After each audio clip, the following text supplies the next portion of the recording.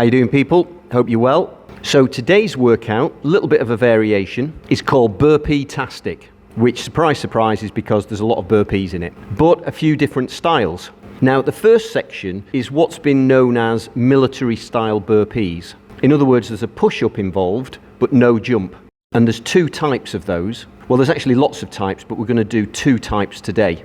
The first is called a one-pump burpee.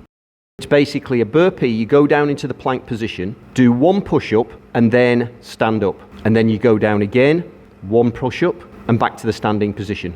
The second style is the Navy SEAL burpee.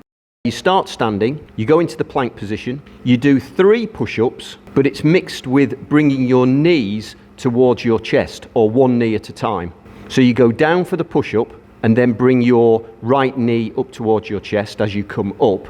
Go down for the second push-up, and as you come up, bring your left knee up towards your chest. And then you go down for the third push-up, which you do without moving your knees, and then you stand up. So each rep has 3 push-ups. So the workout is 5 minutes worth of the one pump burpees, continuous. You then get 3 minutes rest, and you do 5 minutes continuously of the Navy SEAL burpees, and you get 3 minutes rest. Then you do 2 minutes continuously of normal burpees with a jump, no push-up required, 2 minutes rest, and then another 2 minutes of the usual burpees with a jump, but with no push-up. That'll total about 22 minutes. Great one for strength, cardio as well though. Also works the core because you're in the plank position for quite a long time. Let's get into it. Okay, great routine this one.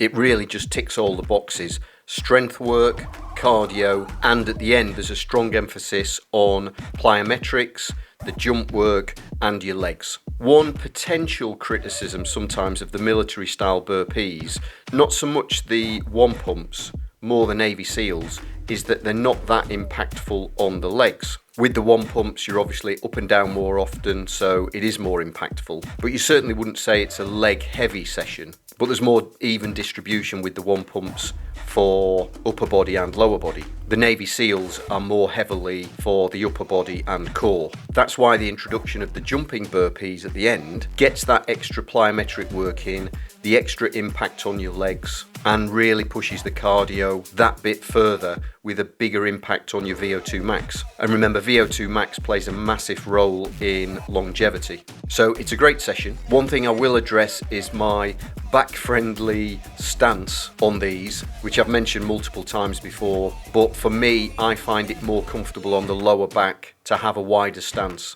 Decades of playing professional squash tend to make you pretty good at a forward lunge, but not so good at moving backwards to a deep squat. And decades of specific training tend to form your anatomy in a certain way, and it's not conducive sometimes to every single movement. So you may choose to have a narrower stance, but these suit me like this. Obviously, as you can see, I'm not going to go through the whole workout as a follow along. I'm just showing snippets of it here. But I do have very similar sessions as part of timeline 2 and timeline 3 of my 28-day workout plans. If you click the join button in the description, or the link in the description, you won't automatically join, it'll just tell you the details of those programs. They really are excellent. Timeline 1 and timeline 2, no equipment required. Timeline 3 also incorporates pull-ups and dips.